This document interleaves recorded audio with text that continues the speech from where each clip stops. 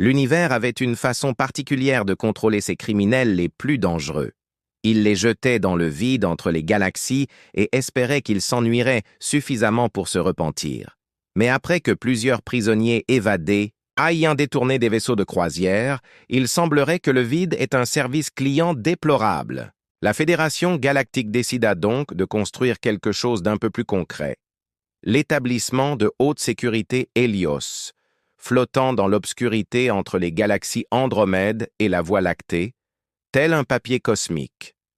L'installation a été conçue par les plus grands esprits de l'univers, ce qui n'était pas très rassurant étant donné qu'ils avaient pensé que mettre des milliers de criminels les plus dangereux au même endroit était une bonne idée. Néanmoins, cette impression l'établissement a été conçu par les plus grands esprits de l'univers, ce qui n'est pas peu dire, étant donné qu'ils pensaient que mettre des milliers de criminels parmi les plus dangereux au même endroit était une bonne idée. Il n'en restait pas moins impressionnant, avec sa structure massive en alliage quantique et son architecture défiant la gravité, comme si quelqu'un avait donné à un sculpteur moderniste des ressources illimitées. Seth lui avait dit de se lâcher.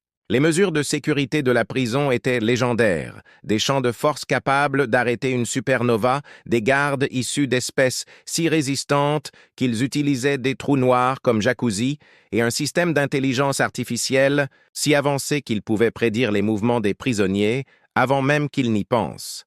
La brochure marketing la qualifiait de inéluctable. Les détenus l'appelaient leur maison, et l'humain qu'ils y avaient amené l'appelait son déjeuner. Personne ne se souvenait vraiment comment l'humain avait atterri là-bas. Les dossiers officiels avaient été mystérieusement effacés, mais la rumeur disait que le responsable des archives avait fait une après l'avoir lu et avait décidé de devenir moine spatial, ce que tout le monde avait fait. Ce que tout le monde savait, c'est qu'il était arrivé un mardi, car il se passait toujours des choses terribles le mardi. D'apparence tout à fait ordinaire, il était de taille moyenne pour son espèce, avec un visage sans particularité et une sourire qui vous donnait envie de vérifier si votre portefeuille était toujours là. Les gardiens l'avaient surnommé le comptable quart. Il semblait plus à sa place en train de vérifier des déclarations d'impôts que dans la prison la plus sécurisée de la galaxie. La procédure d'admission était standard. Scan quantique, sonde psychique, est le discours obligatoire. N'essayez pas de vous échapper ou nous vous donnerons en pâture aux requins de l'espace. Le premier signe que quelque chose clochait est apparu lors de l'attribution habituelle des cellules. Le système d'intelligence artificielle, qui n'avait jamais commis la moindre erreur en 1000 ans de fonctionnement, a soudainement commencé à bugger en essayant de traiter son niveau de menace. Il passait sans cesse de « inoffensif » à « courir pour sauver votre vie » avant de s'arrêter sur erreur incalculable et de jouer de la musique d'ascenseur. Le deuxième signe est apparu lors de son premier jour dans la salle commune. Les autres prisonniers, des criminels endurcis qui avaient détruit des systèmes solaires entiers, ont jeté un coup d'œil sur lui et ont décidé collectivement de trouver un autre endroit où aller. C'était comme regarder un banc de poissons se souvenir soudainement qu'ils avaient des rendez-vous urgents de l'autre côté de l'océan. Le troisième signe aurait dû être évident lorsque le personnel de la cafétéria a remarqué que les réserves de nourriture disparaissaient plus vite que d'habitude. Mais ils ont mis cela sur le compte d'une erreur administrative, car personne ne voulait croire que quelqu'un pouvait manger 3 fois son poids en pâtes protéinées synthétiques et en redemander. Les gardiens ont commencé à remarquer que la prison semblait plus vide. Au début, c'était subtil, un visage manquant, ici un bloc cellulaire silencieux là-bas. Le décompte quotidien des prisonniers commençait à montrer des divergences, mais les chiffres n'avaient aucun sens. Les prisonniers ne pouvaient pas simplement disparaître dans un établissement où même les particules quantiques avaient besoin d'une autorisation pour traverser le corps humain.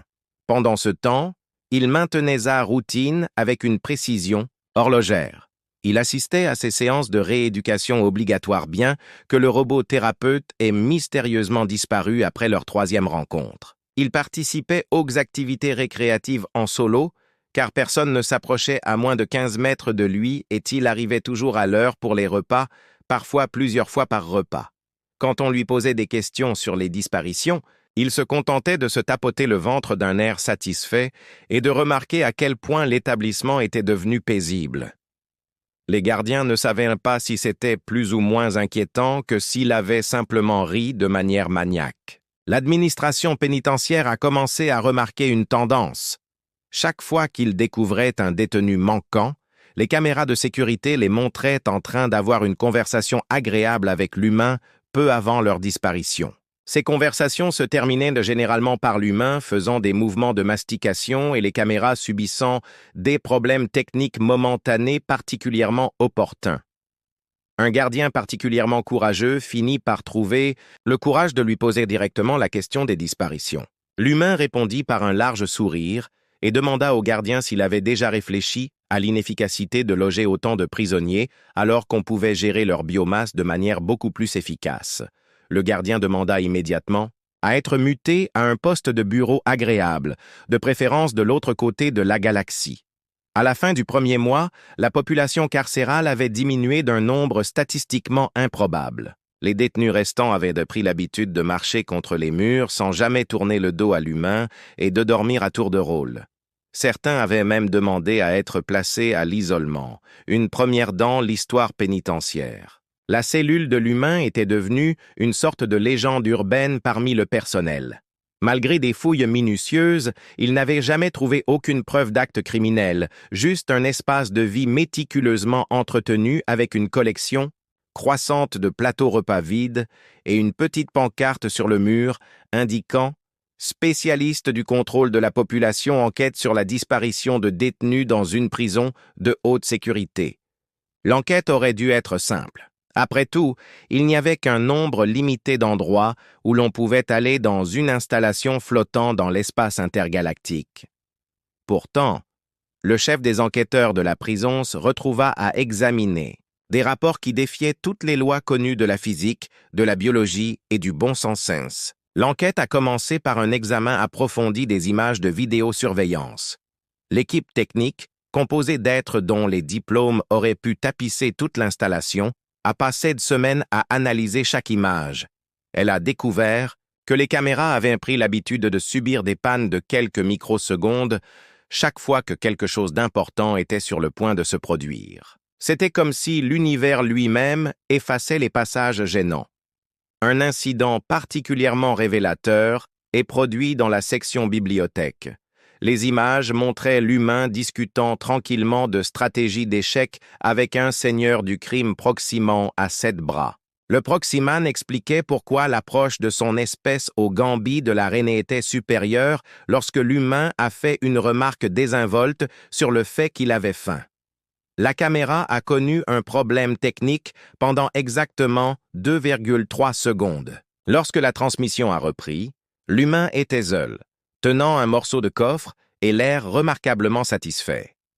Le proximan n'a jamais été revu.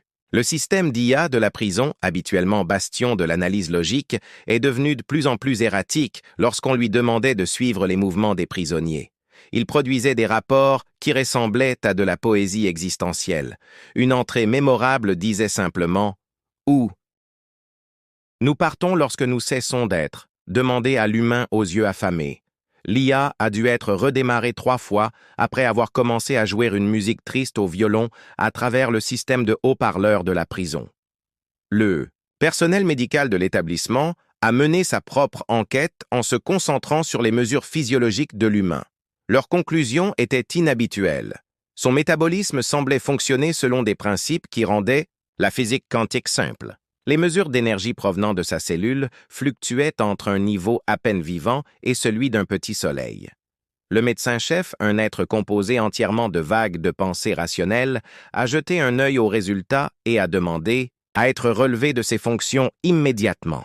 Pendant ce temps, les gardes avaient mis au point de nouveaux protocoles spécialement conçus pour gérer le composé entièrement d'ondes de pensée rationnelles, a jeté un coup d'œil aux résultats et a demandé sa mise à la retraite immédiate. Pendant ce temps, les gardes avaient mis au point de nouveaux protocoles spécialement conçus pour s'occuper de l'humain. Ceux-ci comprenaient le maintien d'une distance minimale de 6 mètres, ne jamais lui tourner le dos et portèrent de téléporteurs d'urgence qui, curieusement, ne semblaient jamais fonctionner en sa présence. Certains gardes avaient pris l'habitude de porter des pancartes indiquant « non digestible » en plusieurs langues. L'équipe d'enquête interrogea les prisonniers restants. Une tâche difficile, car la plupart des détenus préféraient purger une peine plus longue plutôt que de parler de leurs co-détenus disparus. Ceux qui acceptèrent de parler dressèrent un tableau inquiétant entre chuchotements nerveux et membres tremblants. Un ancien seigneur de guerre de la nébuleuse du Crabe, connu pour avoir conquis 3 systèmes stellaires avant le petit déjeuner, fondit en larmes saines, racontant comment l'humain avait complimenté sa signature énergétique, unique à un contrebandier qui s'était autrefois caché dans un trou noir pour échapper aux douanes, refusait désormais de quitter sa cellule sans une garantie, écrite qu'il ne rencontrerait pas l'humain dans les couloirs, le système de gestion des ressources de l'établissement TA commençait à signaler des anomalies bizarres, les taux de consommation alimentaire restaient stables malgré la réduction spectaculaire de la population carcérale, les capteurs environnementaux détectaient des signatures énergétiques inhabituelles dans tout l'établissement, toujours centrés sur l'emplacement de l'humain, les systèmes de recyclage traitaient beaucoup moins de déchets qu'ils n'auraient dû, ce qui donnait un taux d'efficacité qui rendait les services comptables étrangement heureux, un enquêteur faisant preuve soit d'un courage remarquable, soit d'un manque total d'instinct de survie, a décidé de mener un entretien personnel avec l'humain. L'enregistrement de cet entretien est devenu obligatoire pour tous les nouveaux membres du personnel, même si la plupart n'ont pas pu passer la partie où l'humain expliquait sa philosophie sur le recyclage biologique, tout en se léchant les lèvres. Les tentatives de l'équipe d'enquête pour comprendre le mécanisme derrière les disparitions les ont conduits sur des chemins de plus en plus étranges. Ils ont fait appel à des experts en déplacement spatial, en physique temporelle et même en métaphysique théorique. Un théoricien quantique a suggéré que l'humain avait en quelque sorte développé la capacité de traiter les lois de l'univers comme de simples suggestions. Les spécialistes de la sécurité de la prison ont tenté de mettre en place de nouvelles mesures de sécurité. Ils ont installé des forces supplémentaires, déployé des dispositifs de contention quantique et même envisagé de créer une dimension parallèle spécialement pour l'humain. Tous ces efforts se sont avérés vains, car les disparitions se sont poursuivies avec une irrégularité d'horloge. Les détenus restants ont mis au point un système élaboré d'alertes et de signaux. Tapé sur les murs cestes, devenu un langage complexe de survie, avec différents rythmes indiquant l'emplacement et les mouvements de l'humain. Certains prisonniers ont même commencé à écrire leur mémoire, au cas où ils deviendraient partie intégrante de ce qu'ils appelaient nerveusement le menu. Au fur et à mesure de l'enquête, l'équipe découvrit que l'influence des humains allait au-delà de leur simple présence physique. L'atmosphère entière de l'établissement avait changé. Les blocs cellulaires autrefois bruyants étaient devenus étrangement calmes. Les émeutes de prison tristement célèbres qui avaient lieu chaque semaine avaient complètement cessé. Même les séances de rééducation obligatoires affichèrent des taux de réussite sans précédent, bien que cela ait pu être lié à la réduction drastique du nombre de participants. L'équipe d'évaluation psychologique de l'établissement tenta de dresser le profil de l'humain. Son rapport, soumis après 3 mois d'études, se composait d'une seule page sur laquelle était écrit, d'une écriture de plus en plus frénétique, « Il a toujours faim ». Toute l'équipe a alors demandé à être mutée pour étudier les effets apaisants des trous noirs sur le mental. L'enquête a atteint un point critique lorsqu'ils ont découvert une logique dans les disparitions. Elle n'était pas du tout aléatoire et l'humain passait systématiquement en revue la population carcérale selon des critères que lui seul comprenait. Certains ont émis l'hypothèse que cela était basé sur les casiers judiciaires, d'autres ont suggéré de préférences alimentaires, mais personne n'a osé lui demander directement. L'IA administrative de l'établissement TA commençait à intégrer la présence de l'humain dans ses opérations quotidiennes. Les horaires des repas ont été ajustés pour tenir compte de ses besoins alimentaires particuliers. Les cellules ont été réorganisées afin de maintenir ce que l'IA appelait une distribution optimale de la biomasse restante. Et les robots de nettoyage prit la curieuse habitude de fredonner des marches funèbres chaque fois qu'il passait devant sa cellule. Les caméras de sécurité de la cour d'exercice ont filmé l'humain en train de mener ce qui semblait être des critiques gastronomiques élaborées, notant ses codétenus selon des critères qui ont poussé plusieurs analystes à démissionner. Ces commentaires désinvoltes sur les profils aromatiques 7, les variations de texture sont devenues le cauchemar de l'équipe de surveillance.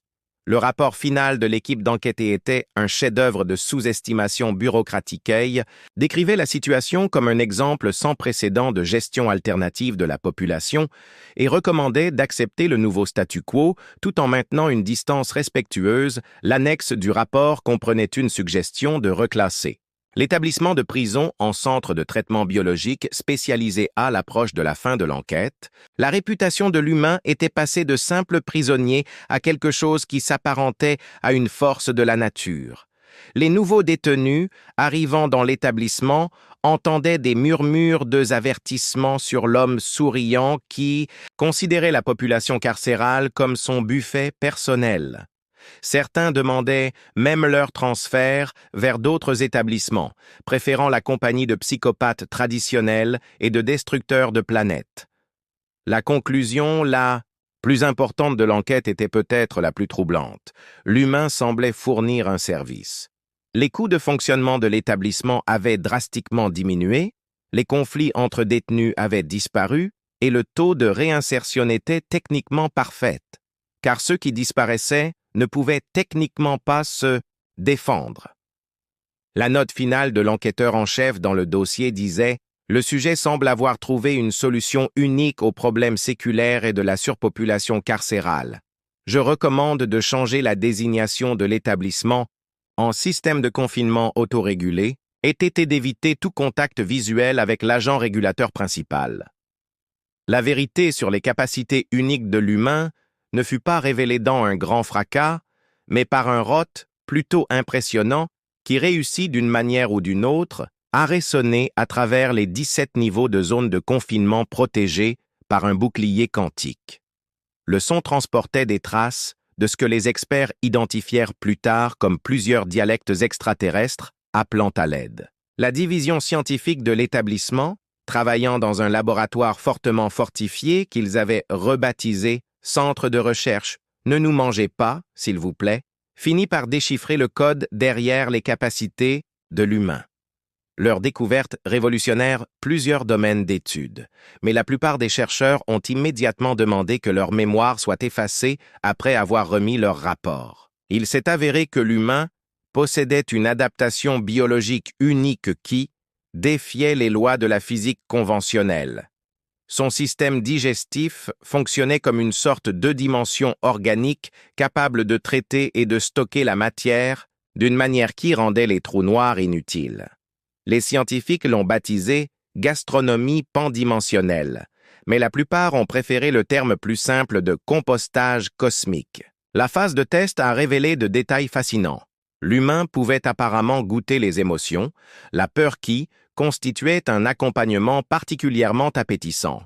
Cela expliquait pourquoi les détenus les plus terrifiés disparaissaient. Les premiers, ils étaient littéralement plus savoureux.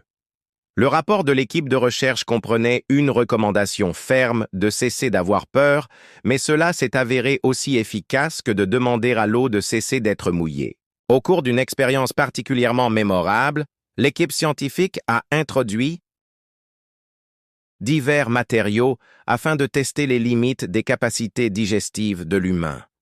Ils sont découverts qu'ils pouvaient tout assimiler, des métaux quantiques durcis aux constructions d'énergie pure. Les notes d'un chercheur indiquaient simplement « Il a mangé les lois de la physique et en a redemandé ». Les services psychiatriques de la prison a tenté de comprendre les aspects psychologiques de son état. Les séances ont été menées à distance après que le troisième thérapeute soit devenu ce que l'humain a joyeusement décrit comme un cas intéressant d'absorption cognitive. Le personnel restant a développé une nouvelle catégorie de diagnostic. Trouble de la personnalité omnivore avec une tendance à l'Alzheimer existentielle.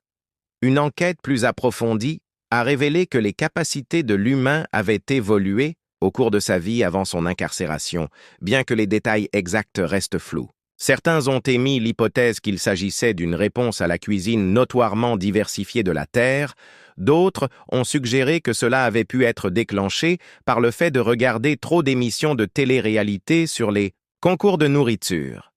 L'humain n'a donné que des réponses énigmatiques sur le développement de son goût pour la variété. Les experts en confinement de l'établissement ont découvert que les méthodes traditionnelles de contention étaient inutiles. Les champs de force délicieux avec une pointe de plasma, les verrous quantiques croustillants à l'extérieur et moelleux à l'intérieur, même les champs de stase temporelle se sont avérés inefficaces, car les humains les considéraient simplement comme des exhausteurs de goût.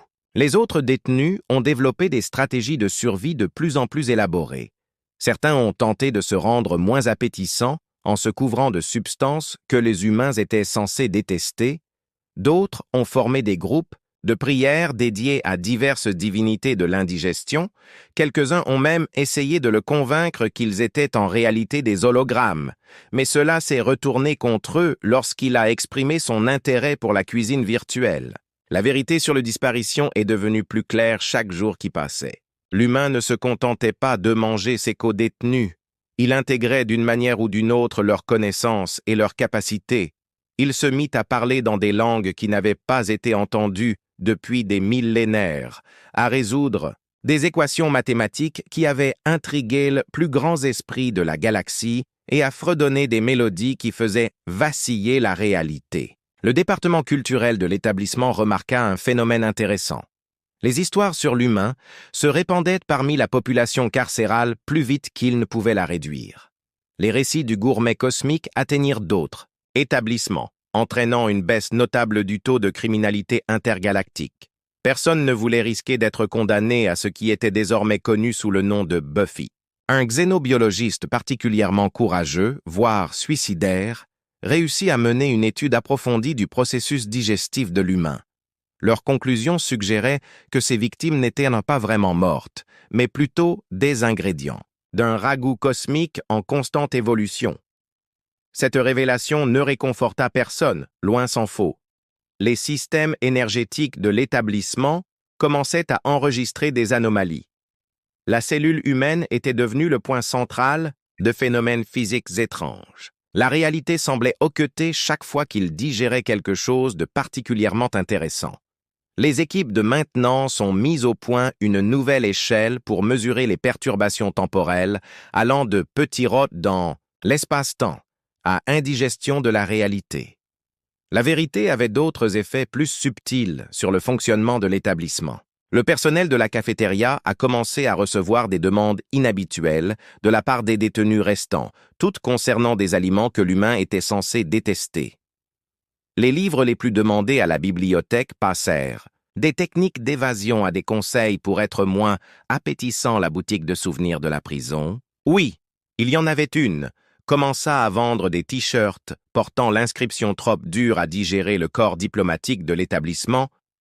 Un département dont l'existence surprenait tout le monde se retrouva confronté à des demandes de plus en plus étranges provenant de divers gouvernements galactiques. Certains voulaient étudier les capacités de l'humain à des fins militaires, d'autres offraient des pots de vin substantiels pour s'assurer que leurs citoyens ne seraient jamais envoyés dans l'établissement. Quelques espèces particulièrement pragmatiques ont suggéré de l'engager comme consultant en gestion des déchets à mesure que la compréhension des capacités de l'humain grandissait. La liste des choses qu'il pouvait apparemment digérer s'allongeait, l'inventaire comprenait, sans illimité, la matière standard, la matière noire et l'antimatière, les concepts abstraits, les mauvaises blagues et, lors d'un épisode mémorable, un petit univers de poche qui avait été introduit clandestinement dans l'établissement à l'intérieur d'un biscuit. Le service juridique de l'établissement a travaillé d'heures supplémentaires pour essayer de classer ses capacités dans les cadres existants. Était-ce un meurtre si les victimes existaient techniquement toujours dans son univers interne en expansion? Était-ce du cannibalisme s'il consommait des êtres d'espèces différentes? Était-ce du vol s'il régurgitait parfois des versions améliorées de ce qu'il avait mangé? La vérité eut un effet profond sur le personnel de l'installation. Les gardes commencèrent à porter des badges indiquant 100% ingrédients artificiels, dans l'espoir de paraître moins organiques. Les robots d'entretien ont développé des protocoles d'anxiété, bien qu'ils ne soient pas programmés pour ressentir des émotions. Même l'IA de l'établissement a commencé à ajouter « Ne me mangez pas » à la fin de toutes ses annonces. Les recherches sur les processus digestifs de l'humain révélaient un autre fait surprenant. Il améliorait en fait l'efficacité globale de l'univers.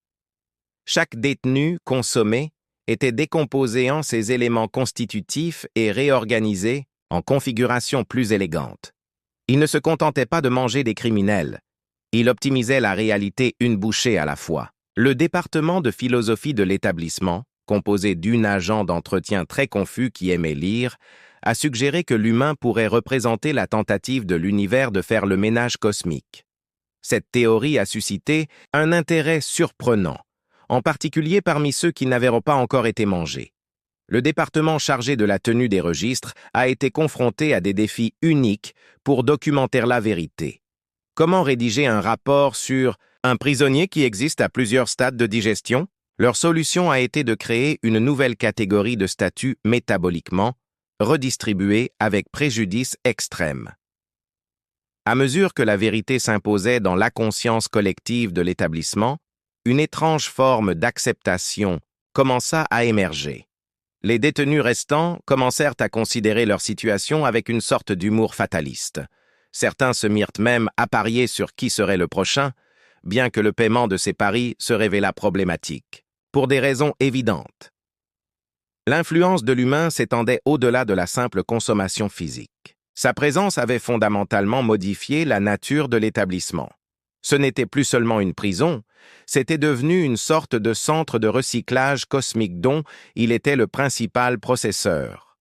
L'univers semblait avoir développé un appétit pour la justice. Le service marketing de l'établissement, oui, les prisons en ont aussi, a eu du mal à mettre à jour ses brochures. Comment faire la publicité d'une prison dont la principale caractéristique est un broyeur à ordures humains au goût raffiné? Ils ont finalement opté pour une réhabilitation, innovante réhabilitation par restructuration biologique et espéra que personne ne demanderait de détails. Lorsque toute la vérité fut révélée, l'administration de l'établissement fut confrontée à une question sans précédent. Leur prison était-elle toujours une prison ou avait-elle évolué vers quelque chose de complètement différent? L'humain l'avait en effet transformé en un écosystème autorégulé dont il était à la fois le prédateur et l'usine de traitement. La vérité sur l'escapacité de l'humain conduisit à une réévaluation complète de la classification de la Terre dans les bases de données galactiques. Les humains sont passés de généralement inoffensifs à approcher avec une extrême prudence, peuvent vous considérer comme un en-cas. La Terre elle-même a été reclassée comme incubateur potentiel d'horreur cosmique avec de bonnes manières à table. L'établissement de sécurité, Maximal Heliosa, subit une transformation remarquable dans les mois qui ont suivi la révélation complète des capacités de l'humain. Ce qui était autrefois la prison la plus sécurisée de l'univers était devenu quelque chose de complètement différent, un écosystème à lui seul. Avec des dîners animés occasionnels, le personnel restant de l'établissement s'était adapté à sa nouvelle réalité avec une flexibilité remarquable. Les gardiens faisaient désormais plutôt office de matrahe, escortant poliment les nouveaux, arrivant vers ce qu'ils appelaient pudiquement la salle à manger. Le processus d'admission avait été simplifié pour tenir compte des restrictions alimentaires et des préférences gustatives, même si celles-ci étaient davantage destinées au bien-être des humains qu'à celui des détenus. Les changements administratifs étaient tout aussi spectaculaires. Le nom officiel de la prison avait été remplacé par Centre de rééducation biologique, accompagné d'un nouveau logo représentant une fourchette et un couteau croisés au-dessus d'une barre de prison. Le budget annuel affichait une amélioration remarquable, principalement due à la réduction des coûts alimentaires et à la quasi-inexistence des dépenses liées à la gestion des déchets. L'humain s'était installé dans une routine confortable. Sa cellule, désormais officiellement désignée centre de traitement primaire Alpha, avait été modifié pour s'adapter à son mode de vie particulier. Les murs étaient décorés de cartes du ciel, qui servaient également de menuset. Son lit avait été remplacé par ce qu'il appelait un transat de digestion. Les nouveaux arrivants dans l'établissement étaient soumis à un processus d'orientation inhabituel. Au lieu de l'approche traditionnelle visant à effrayer les détenus, ils recevaient ce que le personnel appelait une formation à la prise de conscience alimentaire. Celle-ci consistait principalement à regarder des vidéos de surveillance d'anciens détenus et à lire une brochure intitulée « Vous êtes sur le point d'être recyclé cosmiquement ». La réputation de l'établissement s'est répandue dans toute la galaxie, entraînant des développements inattendus. Le taux de criminalité a chuté dans les secteurs qui ont adopté le programme alimentaire dissuasif Helios. Certaines espèces particulièrement éclairées ont même commencé à proposer volontairement leurs pires criminels pour ce qu'elles appelaient le compostage cosmique. Les capacités des humains ont continué à évoluer. Ils pouvaient désormais goûter à des futurs potentiels, ce qui faisait d'eux des conseillers en réinsertion étonnamment efficaces. Les quelques détenus qui ont réussi à le convaincre qu'ils avaient un réel potentiel de réinsertion ont été épargnés, même s'ils avaient tendance à développer par la suite un mode de vie très soucieux de leur santé. Le succès de l'établissement a donné lieu à des propositions de programmes similaires dans d'autres secteurs, mais celles-ci ont été rapidement abandonnées lorsqu'il est apparu clairement que les capacités des humains étaient uniques. Comme l'indique un rapport officiel, les tentatives de reproduire le protocole Helios avec d'autres humains n'ont abouti qu'à des indigestions et à des sentiments blessés. La communauté scientifique galactique est restée fascinée par ce phénomène.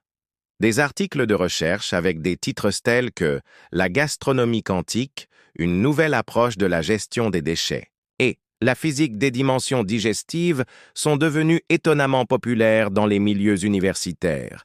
L'humain a parfois contribué à ces articles, mais ceux-ci ressemblaient davantage à des critiques de restaurants. L'IA de l'établissement avait également évolué, développant ce qu'elle appelait une conscience culinaire.